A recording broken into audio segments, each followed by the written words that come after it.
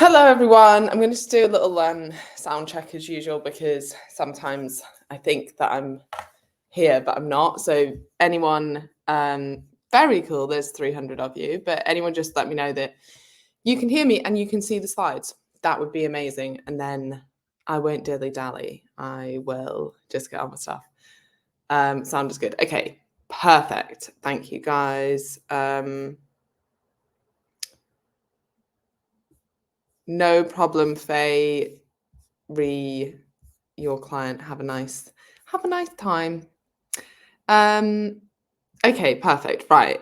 Now let me get back up where the slides are so I can see them too. And it works. Yes. All right. Okay. Firstly, thank you all for being here. I know it's Friday afternoon and I promise that this is going to be worth it. It's a really exciting topic to talk about. And I have been on a deep dive this week. I have to say, I've actually very much enjoyed it. But I've managed to pull myself back out of many a rabbit hole and condense something that's going to be really useful for everyone. So thank you in advance for your attention. And I think you're really going to enjoy this.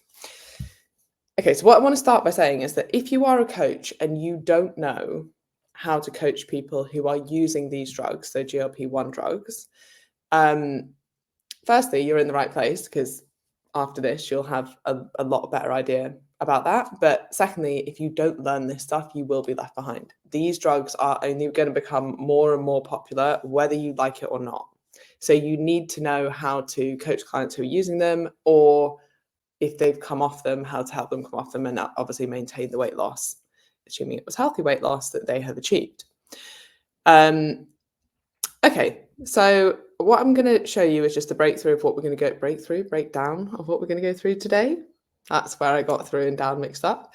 What I'm going to cover is why this is important and the projected use of these drugs, how people think they're going to have an impact, how they work. This was going to be relatively high level on the science.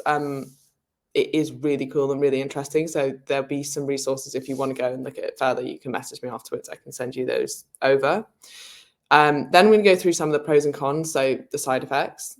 This would be something to discuss with people's doctors. Obviously, we're all coaches here. We're not going to be prescribing these things. We just need to understand how they work. And then from our perspective, what we need to change in regards to diet. So the impact on diet and considerations, including supplements, which isn't something I tend to go that heavily into because usually you'd be looking at diet and then you'd only be supplementing with really things that your diet is deficient in. But this is a slightly different case because people tend to be on such low calories.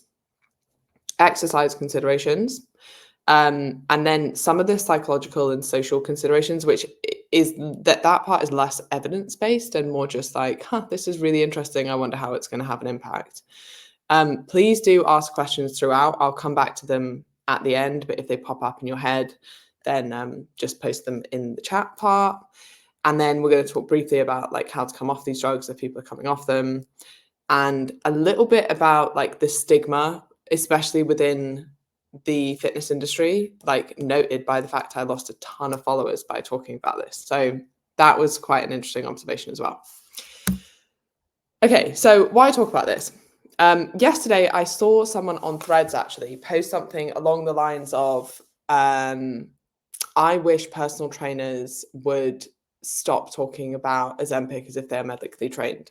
Now, I understand and agree with the medically trained part, which I won't be talking about because I'm not medically trained, right? There's no need for us to know prescriptions or dosages or specifics in that regard. But as coaches, that's kind of beyond your scope of practice. But it is essential to know how to support people using these drugs. And actually our part is so important because you can't diet yourself to health, right? Or more to the point, you can't calorie deficit your way to health. The exercise part and what you're eating and the behavioral change is going to be such an important part of this. And that's what coaching is good for. And you'll see this through some of the examples in studies that I'm going to put here. It's they say they got behavior change support and it's a visit a month from a dietitian, which, I don't know about anybody else, but my clients certainly wouldn't get results if they just did one brief check-in a month, right? And they didn't have the support outside of that. So our role within this is going to be really important as coaches. And these are life-changing drugs for many people. And like I said, they're certainly not going anywhere. Some people have said that they think that Ozempic will have as bigger impact on society as the iPhone has. And honestly, after this week of kind of delving into things a little bit deeper, I'm getting more and more convinced that that will be the case. So whether you like them or not, they're not going anywhere. And most people who don't like them kind of just don't understand how they work. So to be clear, I am not promoting these drugs, and I'm certainly against their misuse. I think they're amazing for some people. I don't think they should be used to get in shape to go to Ibiza or something. But some of the health impacts that we're going to talk about today are incredible. And then before I move on and get into this, if you are a coach and you're not on EIQ nutrition, or you haven't done EIQ nutrition, then you absolutely should. And we have an intake coming in November, and I'm going to talk at the end a little bit more about what you get from doing EIQ. And if anyone's done it and wants to share their opinion of the course and what they got from it, please do share away in the comments. Okay, this graph quite kind of excited me, right? I said these drugs were not going anywhere. This is the projection of like the market value of the companies that make these drugs. And it's so at the moment we're down here in like the 2000, this was done in 2023, right? So we're kind of down here, but like the exponential projected growth of these is huge. And you can actually even buy funds now that specifically track companies that make these drugs. Like that is mad. So you can see that that area of the market, it has huge growth projections. And then the other reason that I think these are going to be so prominent is that they are very effective. These are some of the common obesity treatments at the moment. You've got diet and exercise. Now, this might seem a little bit depressing, but what I will caveat this with is that we all probably know the stat of like most diets fail. But we also know that not all diets are created equally, right? Most people who diet aren't getting proper coaching support from a fully qualified, amazing EIQ nutritionist who understands not just nutrition, but also behavior change and relationship with food, and knows how the psychology of it and how to speak to people. You know, like a lot of people are getting either a generic app with a generic meal plan on it and no support outside of that, or they're trying to cut out food groups because that's what they've seen on social media or a celebrity do. And, you know, like, of course, a lot of diets fail because they're often set up with an end date kind of in order to fail, with a ton of over restriction. So I don't see that as, you know, take these with a pinch of salt. These aren't stats from your clients if you're an incredible coach. But you can see here that there is a big impact on weight reduction with semaglutide, which is the active drug in things like Ozempic and Wegovy. And then you have surgical procedures, which are by far the most effective, but also by far the most invasive. So what sort of impact do these drugs have? And I said at the start, these can be life-changing for people. These are the results from 343 participants using semaglutide. They experienced a 10% reduction in weight. And this is probably the most interesting or impactful part, is 65% of pre-diabetics were brought back to normal blood glucose levels, right? So they were kind of on the verge of being type 2 diabetic, and now they're back to normal glucose levels. That has a huge impact on health. And that will add years and years of disease-free life to people. And then we also have improved cardiovascular health. Interestingly, and I'm not going to go too much into this today because I wasted a lot of time going down a rabbit hole on this, but it seems to be like an additional cardiovascular benefit of these drugs over and above like what you would just expect from weight loss, which is very interesting. Okay, so how do they work? Now, I've been referring to these as GLP-1 drugs. The full name is glucagon-like peptide-1 receptor agonist drugs, right? So quite a mouthful, so I'll just continue with the GLP-1. These drugs mimic the action of your body's own GLP-1 hormone. So what does GLP-1 do? Well, it's an incretin hormone, which is released when you eat food by your intestines, and it plays a role in managing your glucose levels. So it stimulates insulin when you eat food, and then it inhibits glucagon, which is normally released from the pancreas. So as a side note, for those who haven't done EIQ and maybe you don't know this stuff, glucagon is produced by the pancreas and works with insulin to help maintain blood sugar levels in a normal range. So when blood sugar levels drop, the pancreas will release glucagon, and that will increase glucose levels. And then the other things that GLP-1 drugs do, or GLP-1 within your body does, is it slows gastric emptying and it promotes feelings of satiety. So you have these impacts in numerous parts of the body. Now, these drugs were traditionally used, and actually, as much as we might think they're relatively new, they've actually been around for quite a long time, and they've been used by they've been prescribed to type 2 diabetics. And now they're more commonly being used in obesity, and then where there's a bit more, don't know what the right word, controversy maybe, just for general weight loss, which I would suggest isn't the best use of these drugs. But we will talk about that a little bit more later on. So just to recap, these drugs work by mimicking the action of your own hormone, the GLP-1 hormone, which is released by the gut, and increases satiety. So kind of after you've eaten, it basically makes you feel full and stop eating. It's a very simple, high level. What normally happens in the human body is that GLP-1 drops quite quickly, but the half-life of these drugs are much longer, so they have a much more potent effect. Now, what's really interesting about this drug, and tends to be the case with most drugs, is they don't just target one area, right? Well, most hormones at least. They don't just target one area. So they have an impact on various areas around your whole body. I'm not going to talk so much about all of these today because I want to just focus on the impact on fat loss.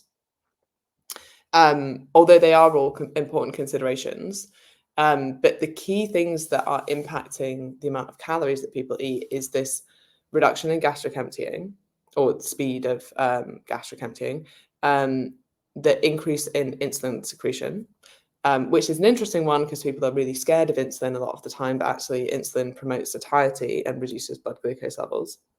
And then the reduction in glycagon secretion as well. And then on the brain level, this reduction in drive to consume food or increase in satiety. This is just another graph to show how effective they are in comparison to placebo. So the placebo treatment, both treatment groups got what did they call it? Behavior change coaching, right? So they both got that, which actually consisted of seeing a dietitian once every 4 weeks and trying to stick to a 500 calorie deficit while tracking in an app. So that was like the level of behavior change or dieting support that both groups got. One group got the drug, one group got a placebo. It was double-blind placebo-controlled study, which means that neither the participants nor the people running the study knew which group or which people were getting this drug or not. Now you can see that the reduction in body weight is massive in the treatment group and pretty small in the placebo group. So they are very effective. Just as a side note here, I don't want people to think, oh, they're so much more effective than dieting alone. For a lot of people, they will be, but this isn't a comparison to potentially the way you guys coach your clients, which might be very different. I would hope it's very different, and that you're not just seeing them once a month and then telling them to stick to a 500 calorie deficit, right? So there's different levels of support there.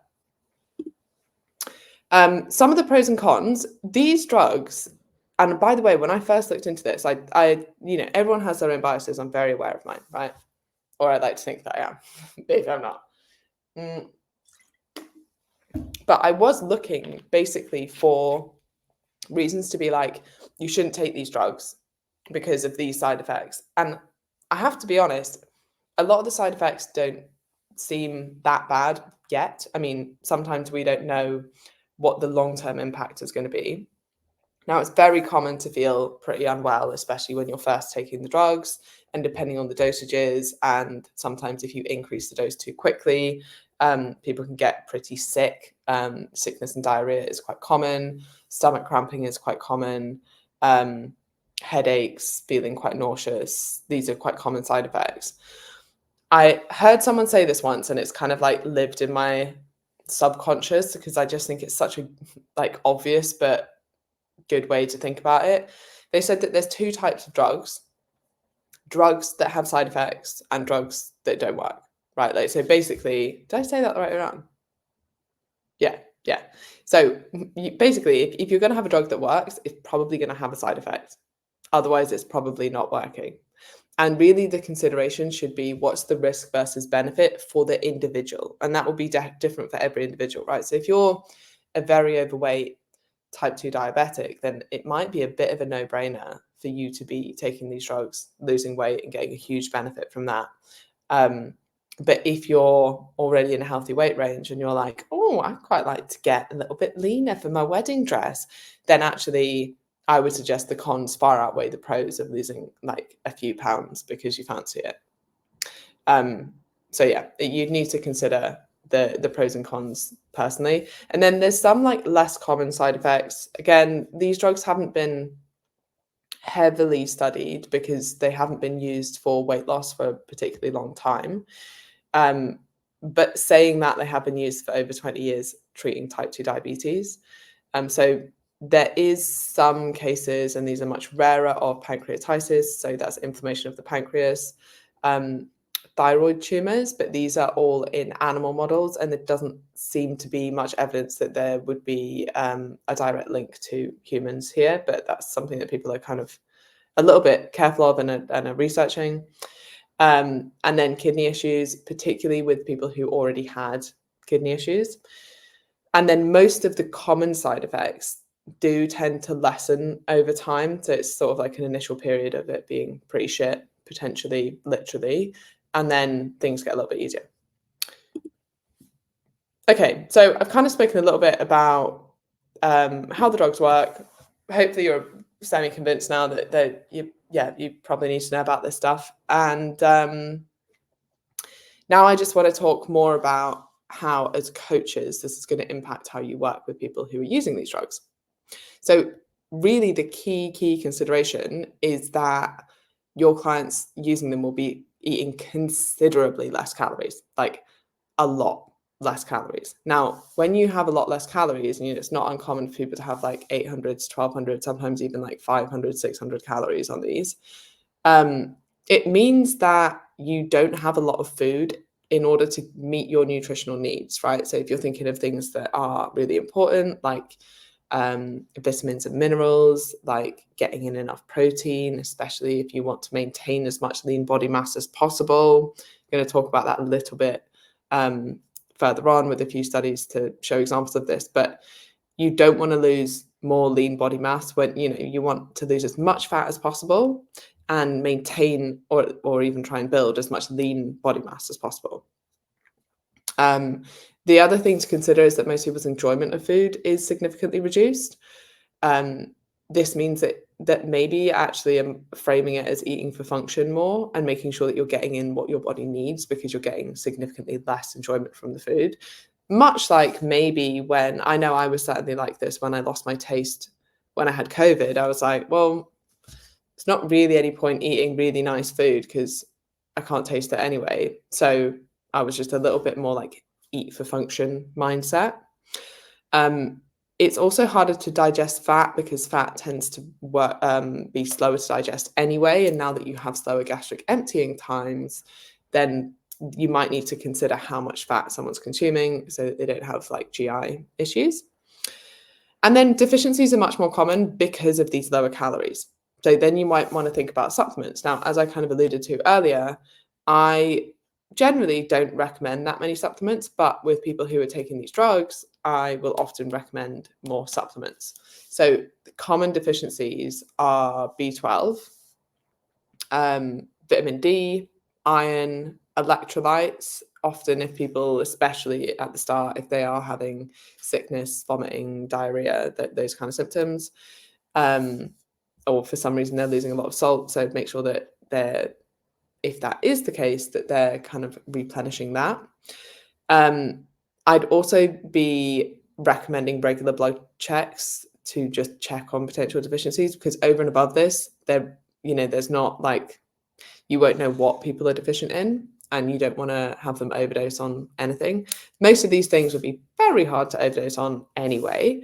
But this is also a very rare situation, where I might also recommend a greens drink, because you're going to struggle to get in things like enough fruit and veg to actually hit targets for those things. So basically, the overarching view of the diet is like, you now have significantly less calories to play with. So how are you still going to get your clients all the things that they need in order to not be deficient and to thrive and to at least feel semi-good, and not lose, like minimize the amount of muscle mass that they might lose within a very tight calorie budget? Right? So it becomes much, much, much, much more important what they're eating, not just how much they're eating. Okay, and then when it comes to exercise, these drugs might help you lose weight, but not one thing is going to replace the need for exercise for health. Like that will never, well, maybe one day it'll be replaced, but we're nowhere near that at the moment. So hopefully I don't need to remind you of this, but fitness is a much, much, much better predictor of health than body fat is, or than BMI is. You cannot simply diet your way to health. Exercise is, and fitness specifically, is such a huge component of this. So considerations considerations for exercise, basically. Number one is going to be lack of energy to train due to low calories. This is quite common. It's much more common if someone doesn't really need to be using the drug, because remember that body fat is a store of energy, right? So if you have people who don't really need to be using the drug and are already a healthy weight, they're probably going to lack a lot of energy when they drop their calories so much. If you've got someone who's very overweight, sometimes they actually are okay in terms of energy on low calories. So bear that in mind when you're programming training. Recovery is very important too. And this will be impacted if you're on lower calories, because you're going to have less nutrients in order to recover. You're going to have less protein in order to build muscle, etc., etc. A lot of the cardiovascular adaptations to exercise also require protein, right? If you're increasing your red blood cell count, that's a protein as well. So on a practical level, what I'll often do is have shorter workouts. I'm quite a fan of these anyway, but I find that shorter workouts are more effective, because this means that you can actually recover from the workout that you've done. And then you can claim, there's pros and cons to this, but you can claim that muscle maintenance is actually better with shorter, more frequent exercise, because you're stimulating that muscle more frequently. And whenever you stimulate that muscle, and it doesn't have to be stimulating it to failure, but whenever it's basically like use it or lose it, right? If you stimulate that muscle, it's like you telling your body, hey, we're still using this tissue. I know we're in a deficit, but why don't you get rid of the fat first and maintain this, because I'm actually still using this, right? So it's reminding the body that actually we still want to keep that. And then generally, like, what builds muscle will also maintain muscle, right? So you still need to be resistance training, because I think sometimes people are like, oh, it's very hard to build muscle in a big deficit. Yes, it is, but actually that's more reason to try and build muscle. Sometimes people kind of use it as an excuse not to focus on building muscle. So yeah, that's an important consideration. Certainly don't let your clients think, oh, well, I'm not going to be able to build muscle while I'm in a deficit, so I'll just stop resistance training during this time. It's actually more important to be resistance training in order to at least maintain the muscle that you have. And then I would also be focusing on resistance training over cardio, because they're already in a massive energy deficit, and really the focus should be, how do we maintain as much muscle as possible? This study is cool. It looked at the effect of exercise in combination with liraglutide, and unsurprisingly, the combination of the drug with the exercise produced better body fat outcomes. So reminder, body fat percentage is not the same as body fat loss or total weight loss, because some people will just look at total weight loss, and actually I'd rather someone lost less weight and maintained more muscle. right? So, but they might have improved their body fat percentage more by doing that. Like I said, you will improve your body fat percentage more by losing fat and maintaining or gaining muscle than losing fat alone, assuming that the fat loss is matched. So really, fat loss percentage is a much better predictor of health and body composition than just looking at fat loss or weight loss. And then the other important thing to note here is that the weight regain, which is, so basically they had the treatment, they lost a lot of weight, they lost a lot of body fat, which is what we're looking at here. The group that exercised as well lost more body fat. And then where it says 52 here, that's where they stopped the treatment. And then most people regained the weight, right? Actually, everyone regained the weight, but the group that regained the weight the least was the ones that exercised, right? And this is consistent with the larger body of research that shows that exercise isn't that impactful with weight loss, but it's very impactful on weight loss maintenance, which I know not many people really care about, but it's by far the most important part, right? Most people have lost weight before, but actually being able to maintain that weight loss, that's the hard part. Okay, this is something that comes up quite a lot. Do you lose more muscle? Because a lot of people are saying, you get this Ozempic face, which is like muscle loss in your face, and that everyone will lose a whole load of muscle.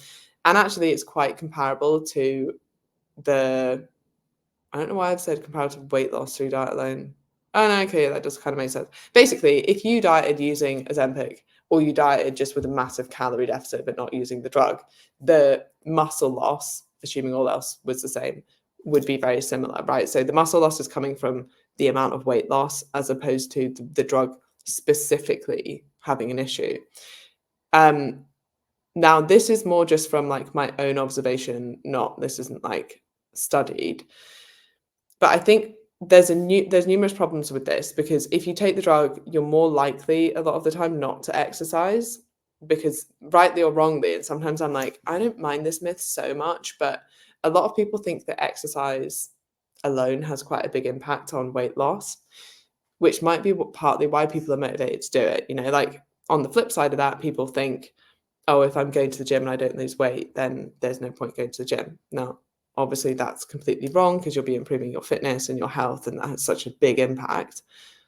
But I think if a lot of people were able to lose weight without exercising, they probably wouldn't exercise. Now, on top of that, if they are in a big deficit and they don't have much energy, then they're even probably less likely to exercise, and maybe even reduce their activity levels as well. So that's a big problem. So I think that you probably would lose more muscle taking the drug if like exercise isn't matched, right? But it's more the fact that you're not exercising as opposed to the drug itself. The other thing that I think might be a bit of an issue is because if you come off this drug, you are very likely to regain your weight. But you're not very likely, unless you suddenly started exercising for some reason, to regain the weight in the same composition, right? So you've lost weight. Some of that has been muscle, some of that has been fat. And then you regain the weight. I would imagine most of that weight regain would be fat, not muscle, especially if you're not exercising. So now you could end up in a worse position than you were. So for example, these people who only took the drug and then regained the weight, they might actually have a worse body composition than when they started. But again, that's more just like, that's what I think might happen. But there's no specific evidence for that as yet. And then to caveat this slide, a lot of this is also like my speculation and trends as opposed to hard evidence. So like a lot of what we've just spoken about is like, these are the studies, this is what the evidence at the moment says, this is how these drugs work, this is the mechanism. Some of this is more just like, I've been reading on this, and a lot of these don't have enough research to be conclusive yet, but I just think it's quite interesting, the psychological and social impact that might happen. So an interesting side effect of taking some of these drugs is an increase in impulse control. And it seems to be helping people who have quite addictive behaviors. So even things like biting your nails, excessive shopping, binge eating,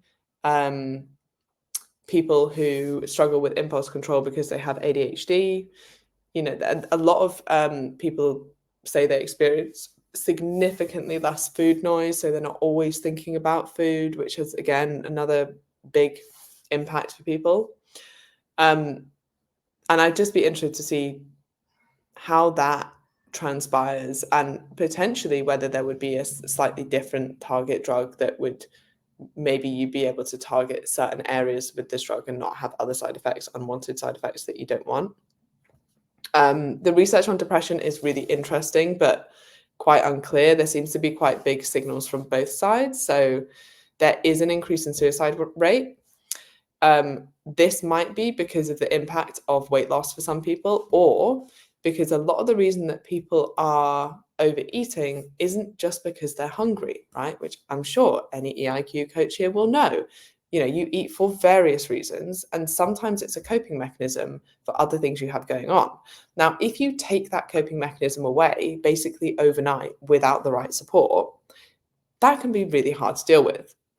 And now it's very uncomfortable. That it's very hard to overeat with these drugs for most people. There are some responders and kind of non-responders, but for most people, it's very hard to overeat. So now their coping mechanism has been taken away from them. That's going to be a really hard thing for people to deal with. Which I think might be one of the reasons that sometimes it's a bit unclear with depression, because some people will lose weight and they will feel so much better. They'll have so much more confidence. They'll be able to start exercising. They're more social. And it's actually been a huge benefit to them from a social and psychological place. And then, as I just explained, sometimes that will almost be the opposite. So it's very individual. And then I think it could be quite similar to yo-yo dieting for some people. So i.e. not a lifestyle change, and then weight regain be quite likely if you stopped taking the drug and then you hadn't changed your lifestyle. And then you're just basically going to revert back to what you were doing previously. And then I think it will be interesting to see in a couple of years, if these drugs take off the way that I think they will, what the impact on things like the anti-diet movement, the health at any size movement, people's general perceptions of those in larger bodies, because there is now more of like a choice to an extent. So I think these are just all interesting discussion points, which is why I put them in. But like I say, don't quote me on these things. These are just like some of my thoughts. So coming off the drug, weight regain is very common when you stop taking the drug. This should come as no surprise, because if you think about almost any drugs that you take, when you stop taking them, they tend to stop having the impact that you were taking them for, right? So these were usually prescribed for type 2 diabetics to be used, for life. They're long-term prescriptions. Now, on the NHS, they're relatively short, and now I can't remember off the top of my head, and I know Dr. Mike told me recently, but then I think it might be up to 2 years. But then what the research is kind of showing is going to happen is that people are just going to regain the weight. Now, that won't happen to everyone, right? Some people might do this in the right way. Some people might be like, I'm going to get a coach, I'm going to get support, I'm going to change my lifestyle, I'm going to change my behaviors, and I'm going to use this to help me. Cool. Some people might just take the drug and try and change little else. And then when they come back off the drug, they might really struggle with just basically reverting back to the behaviors that they were doing before, which put them in the body that they had before, which wasn't a healthy body.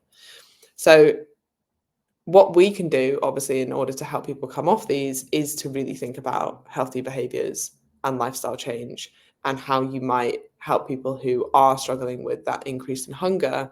The usual things like making sure they're getting enough protein, making sure that they are considering their food volume and portion sizes, and even just, even things like meal timing, I think, is actually quite underrated for a lot of people. But basically, as you would, coach them properly and support them, and understand that might be quite a hard transitional period, but is absolutely possible. But I do wonder whether these will be prescribed more long-term for people. And like I say, it's although I say type 2 diabetics have been taking them for they've been used to treat type 2 diabetics for about 20 years. That's still a relatively short period of time. Like, what's going to happen if someone takes it for their life from the age of 30. We don't actually know what the long-term implication of that is. And there will be negatives to it, but are they as negative as getting type 2 diabetes and the increased cardiovascular disease risk and et cetera, that all comes with the complications of being obese?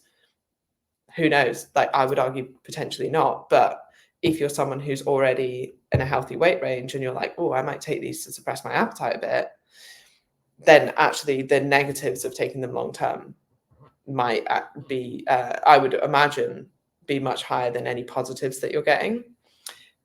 Someone also sent me today an article that I haven't read yet, and it was a screenshot of basically the restaurant industry struggling because of Ozempic, and she's like, I can't believe it's had so much of an impact. And I can see how this stuff will happen. Like, if people are really struggling to eat even quite small amounts of food, especially anything with high fat, so you're thinking like restaurant foods, high calorie, high fat, then actually that will have to change. Even things like how people socialize, like usually the go-to social thing to do is to go out and have a meal. Maybe that will change. It would just be very interesting to see how it impacts society over the next 5 to 10 years. And then it's interesting to see the judgment of this in the fitness industry as well. Like, there is still so much like stigma, and I don't know whether some of it comes from fear, but there's a lot of judgment. And I think a lot of coaches, uneducated coaches, so literally probably nobody here because you're here and you're obviously open to learning about it. But I think a lot of coaches probably have a bit of a fear of, will I be relevant? If people can lose weight on their own, then will they need a coach? And I hope I've convinced you that all these drugs should be used alongside lifestyle change and exercise. And some of this likely stems from jealousy, which I think a lot of people who, if you are someone who's had an amazing lifestyle change and you've worked really hard and maybe you've spent thousands of pounds on therapy and years on working through your relationship with food and you're finally at a place, I can see why there would be an element of jealousy that you've worked so hard and now there's an easier option. But I can also see why, if there was an easier option that could make you much healthier, you would take it. And again, like, these drugs aren't meant for people just wanting to get a little bit leaner.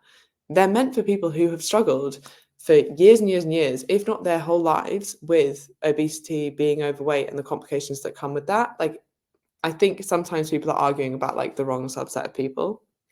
And the truth is, it's never actually been fair. Like, the playing field has never been even. It's significantly harder for some people to lose weight than others, both on a genetic level and on a social economic level.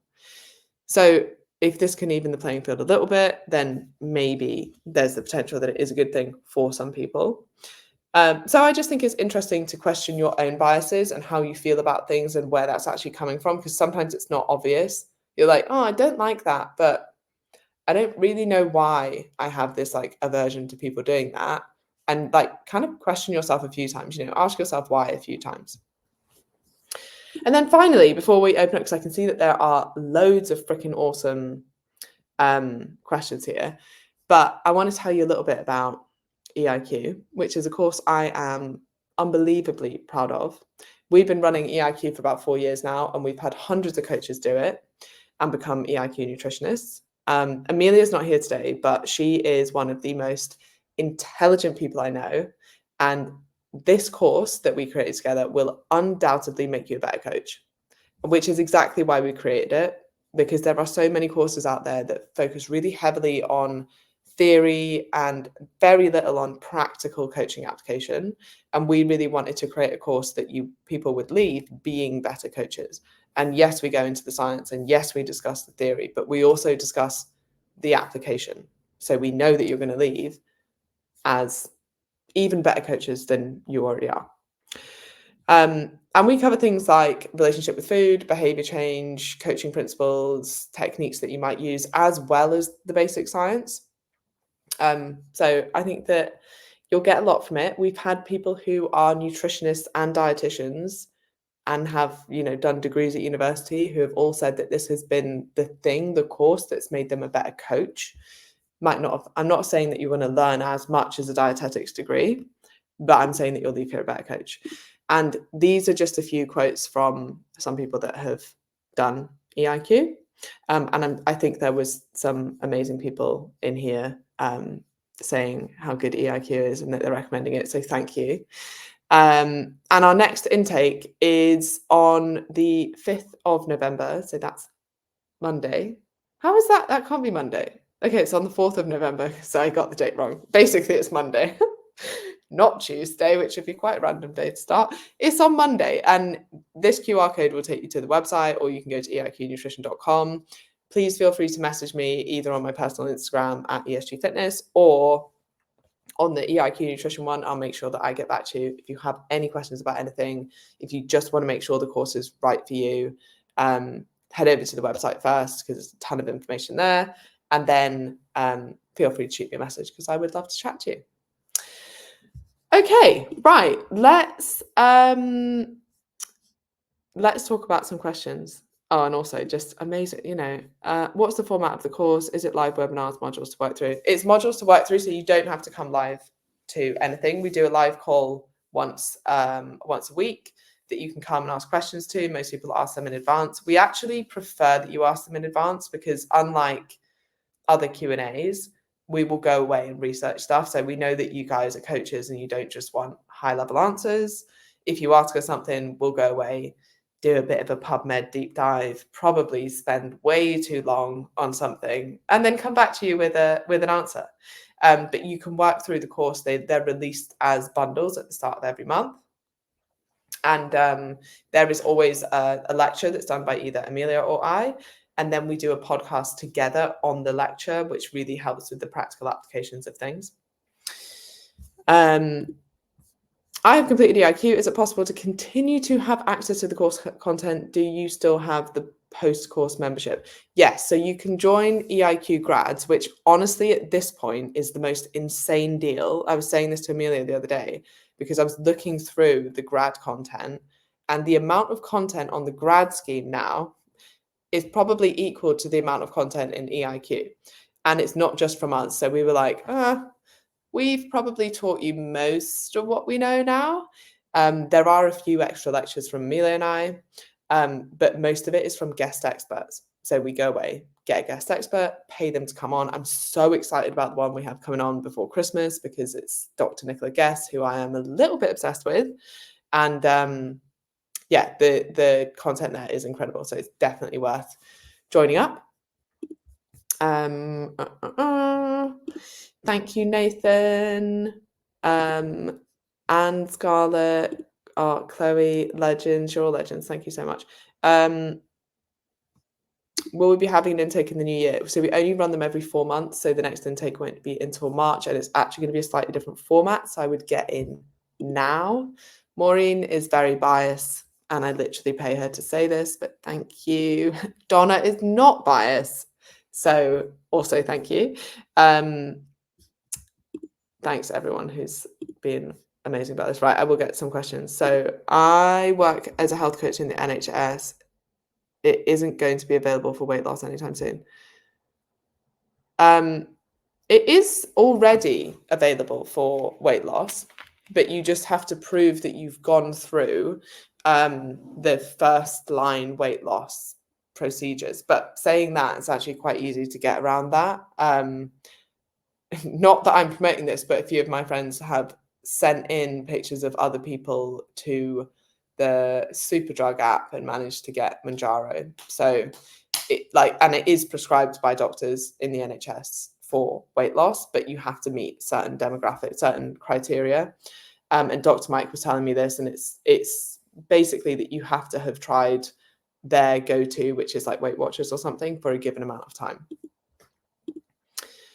Stigma and shame is often because obesity is seen as one's control, so they turn to weight loss drugs and surgery. Important to bear in mind, many clients will be hiding taking these.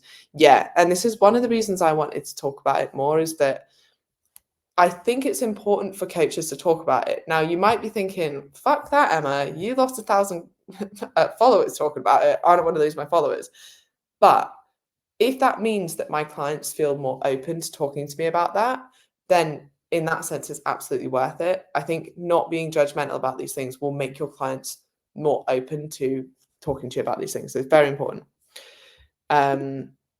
Please, could you explain, do you have an explanation as to why insulin gets such a bad name? Why insulin spike is seen as a bad thing?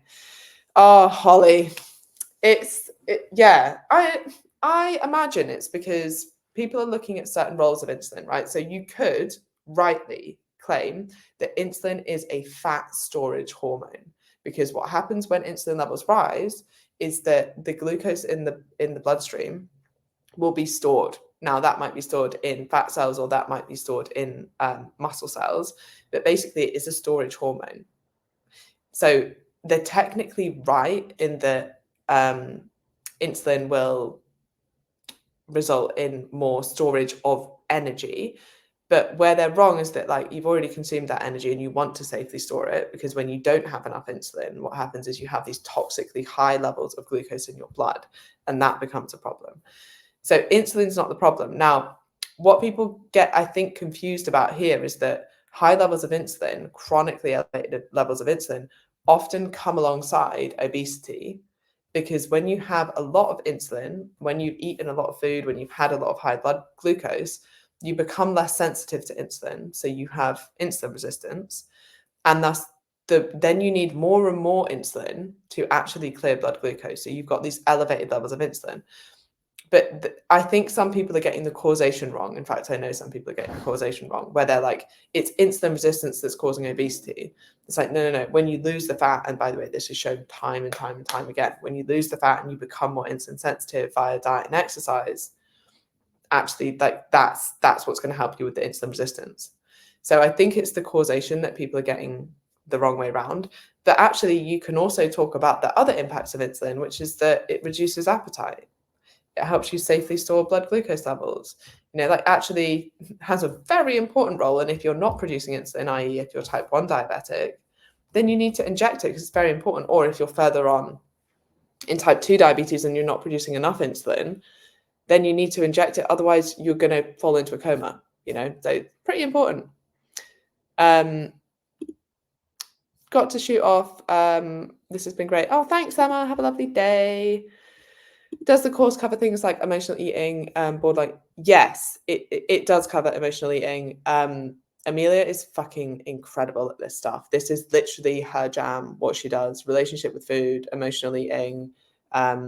We've had specialists come on to talk about binge eating. But yeah, you're literally learning from the best person about this stuff.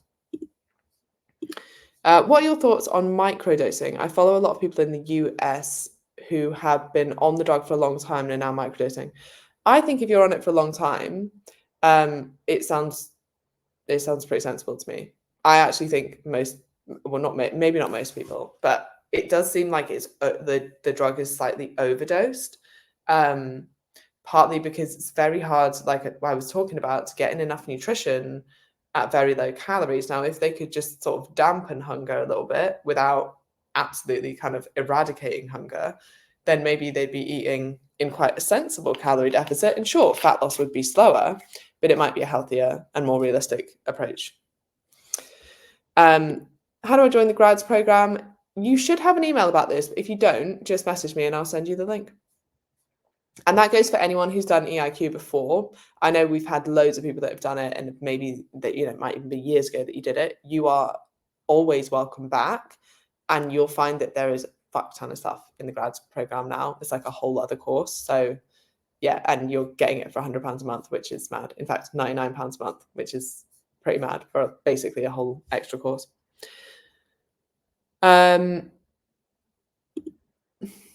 How to coach a person who deals with big frustration of reduced pleasure to food. Restaurant with friends was the thing they enjoyed a lot. Yeah, this is one of the reasons that actually people stop taking the drug, is that you really don't enjoy food that much anymore. And if you're someone who maybe was previously a bit of a foodie and got a lot of joy from that, then That's quite hard. Now, you could, I mean, Mike, from a coaching perspective, if they didn't want to stop taking that drug, then you might want to talk to them about the other things that they enjoy about those situations. You know, like it's not when you go out for a meal, it's not just the food, it's the company, it's the fact that you don't have to wash up, it's the ease of it, it's mostly I'm going back to the company, but like the conversation that you have, it's maybe going somewhere nice, it might be dressing up, it might be like the whole occasion of it, not just the food in front of you. So maybe trying to get her to focus on the other things she loves about eating out and not just the food. But yeah, that's hard, and is one of the negatives.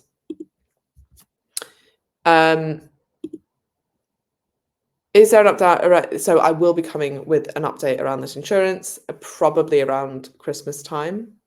Yeah, so you'll be able to be insured as an EIQ nutritionist. I started the course a while ago, but I only got partway through due to falling pregnant and was unable to get it completed. Is there any way I can rejoin, or would I have to restart again? You can rejoin as a grad and finish, so no problem. Just message me. I'm totally loving the course, but have been a bit busy and still have a few modules to do. How long do we have to complete the course? If you are on the current intake, you have until the 15th of November, or you can join the grads and then you have until forever. We've done this one. Scotland is a little bit different. Yeah, I mean, this is the other thing. There's a lot of shortages for people who or actually need the drug, like diabetics. That's worrying.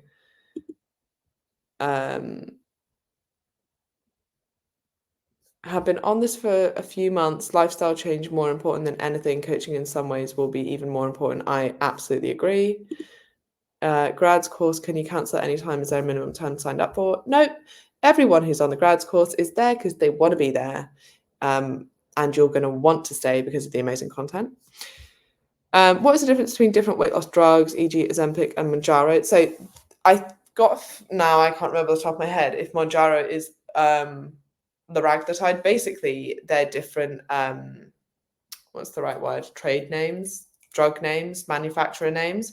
So Ozempic and Wegovy are both semaglutides, it's a slightly different drug. But they'll probably be made by different companies. It's like, now I can't think of any examples.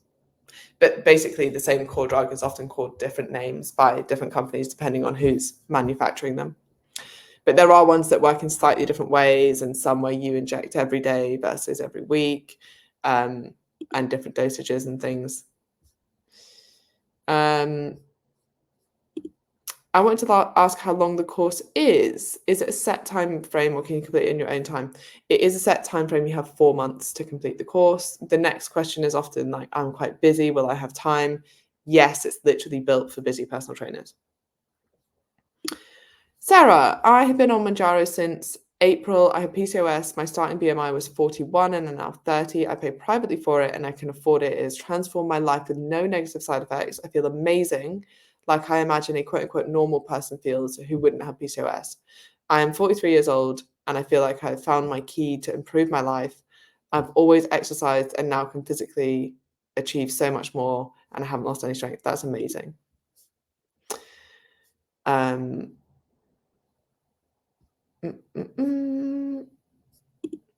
I've wanted to do this course for 4 years, but with a little baby and running a business, I couldn't. Now back in uni and studying occupational therapy, and will be the next course I do once I'm done. Awesome. We are very excited to have you.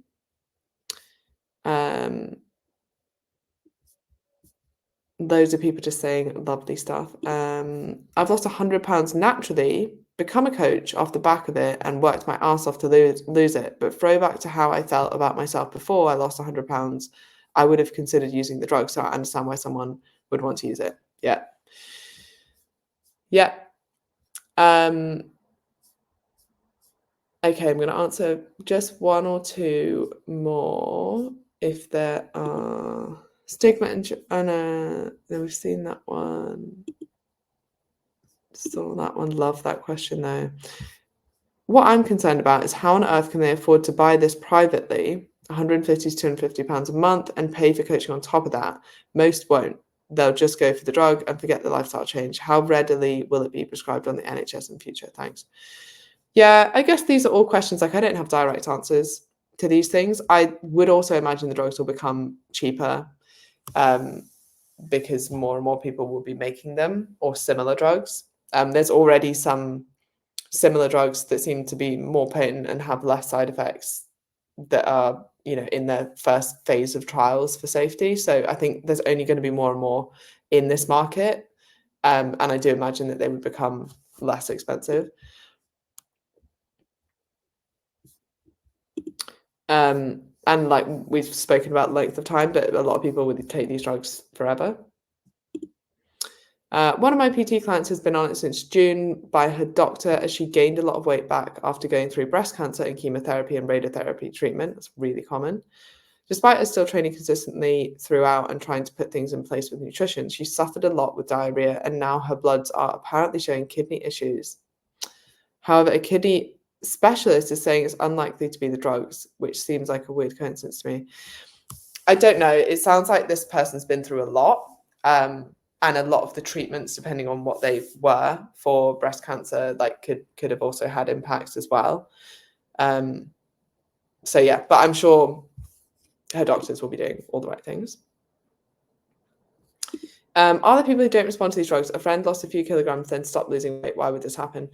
Yeah, there are some people who, like with all medication, there are people who will respond, I'd say better or worse, but more strongly or less strongly to drugs. And you often get this in research with like people who, there's even responders and non-responders to exercise, people who get like really not much of a response from exercise. So yes, there are outliers who won't respond particularly well.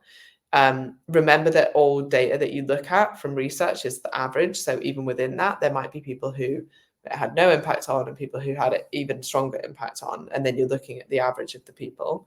So yeah, that can happen. And I spoke to someone yesterday, and again, this is just anecdotal, but she was saying that someone she knew said that like they took the drug and it had absolutely no impact, which is so strange because for some people it is so potent. In fact, for most people it is so potent. But yeah, and people metabolize drugs differently. Again, this is N equals 1 anecdotal evidence, but I took a lot of painkillers when I hurt my back, like to the point that when I'd go to the doctor and say what I was on, they were like, "How are you still like standing and functioning and whatever?" And I think I metabolized drugs quite quickly. That's my outcome from that, because yeah, it just seemed very strange that I could handle that much at being quite a small person as well, and it not really impact me. This has been found in people undergoing bariatric surgery. You remove their coping mechanism, increase alcohol and substance use. Yeah, increase suicide rate as well. Yeah. Yes, they are. I know ladies who don't really need to lose weight, just doing it to be slimmer. No idea how they got around buying it, as they couldn't get it from the doctors. Yeah, unfortunately, it's actually not that hard to get your hands on. Like I said, with like online GPs and stuff now. Yeah, seems like it's not that hard. And I also think like if you've got money, you can probably get it.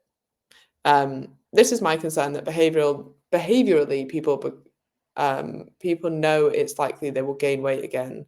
They daren't stop taking it, and it leads to eating disorders / extreme low body weight. Yeah, and I think in some populations it already is, and you see like these celebrities taking it, or yeah, a lot of people who don't need to be taking it. My clients have bought it online. I think Superdrug do this. Yes, that's who I know who did this as well, where they've completed a form, and as long as they have a BMI over 30 and no long-term health conditions, they're able to buy it. My clients have been pretty sensible, though, lifting and trying to get nutrients in. Of course, because you're an amazing coach, but it is scary how easy it is to get.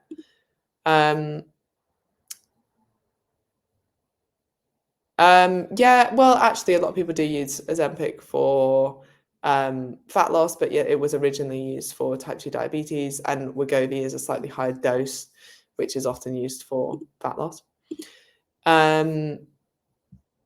Definitely buying online without prescription. I have a client who is a paramedic and has been to 4 colds in the last number of weeks, and people having unwanted side effects. Oh, again, why you should probably listen to your doctor. Mark signed my. Oh, right. Okay. Sorry. That was just people answering that question.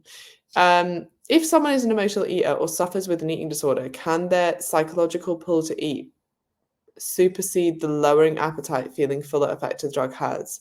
So could it be less effective for them? So interestingly, it's often more effective, especially in things like binge eating or ADHD related binge eating or anything that's like more impulse control driven, because you do have this reduction in food noise and you do have this reduction in impulsivity. Now I can see what you're saying is like, if you're not eating because you're very hungry and the way that the drug works is by reducing appetite, then actually could you just overeat? And that does happen in some cases with things like with surgical interventions where people will like out eat their surgical intervention. But what's quite interesting is the impact of this drug on the brain as well and on impulse control. And for a lot of people, again, depends, emotional eaters might be slightly different, but certainly with binge eating, it actually seems to be quite effective, if not kind of like in some ways more effective. I have a client who was bulimic for 30 years. She has been on Wegovy for 7 months now and is free from binging and purging. That's amazing. We are currently working on making sure she does 3 times a week strength training, and she's doing lots of walking and yoga. She's actually has a lot of energy and says she is free from food noise for the first time in 29 years. Wow. At first, I was so against this, but I can honestly say the change in her is amazing. What are your thoughts? I think for her, incredible. You know, and this is where it's a case-by-case basis. It's like people always want you to kind of give blanket recommendations on things like this is inherently good or inherently bad. Of course it's not. But there'll be some people like after 29 or 30 years of bulimia, like most people would say, and this isn't me because I'm not an expert in this, but I remember speaking to Nicola Hobbs about this. Wait. I think it was Nicola Hobbs. Anyway, no, it wasn't. No, oh my God. Who's the other Hobbs? The one that actually works with eating disorder patients. Why am I so bad with names? That's very embarrassing. Anyway, her sister. Someone's going to comment this now. Come on. Come on, guys. Rachel. Yes, Emily. Well done. Right, I was speaking to Rachel about this. And she said that most people who have had eating disorders for over 10 years, they almost don't, you know, it's very unlikely that they're going to recover from things like this. So if you've been bulimic for 30 years, that's pretty incredible. Now everyone's writing Rachel. Yes, it was Rachel. Okay. I'm very bad with names. Oh, sorry, I missed the question. I'm interested. If someone is in a... Oh, sorry, we're literally answering that now. Well, that was good timing. And yes, yeah, this is exactly right. Also, I invested in Novo Nordisk yesterday because I thought, oh, look at that graph. Yeah. I have a client who struggles with depression, so binge eats and is gaining weight, which is making her more depressed. She's been taking the drug to lose a stone, but I fear it may worsen her mental health more. Yeah, hopefully, you know, if she's got depression, hopefully she's also getting psychological help elsewhere. And obviously you'll be helping, but don't take, I think sometimes as coaches, we take on like the burden of everything. Like we're not mental health experts. I mean, maybe some of you are, right? I'm certainly not. Now, I fully know that coaching can help people with depression, but I wouldn't be, like, I don't want to be the sole person helping someone with that if they're in a very low state. Like they need a professional in that realm, and you can certainly help alongside that. But don't, I guess my point is like, don't take on the pressure of all of that. Okay, I mean, that's been amazing. Thank you all for coming, and I hope you got a lot from this. And I've very much enjoyed doing this and doing a bit of deep dive on it. If you do want to talk to me about EIQ, then please do message me on Instagram and I will get back to you, or WhatsApp me, or whatever's easiest for you. All the information is at eiqnutrition.com. And yeah, if you have any questions about anything or you want to talk to me about coaching, then I am always all ears. And again, thank you so much for your time and attention. And if you do want to tag EIQ and say that you were here, it's at EIQ_nutrition and I would love to see that. All right, thanks everyone. Bye.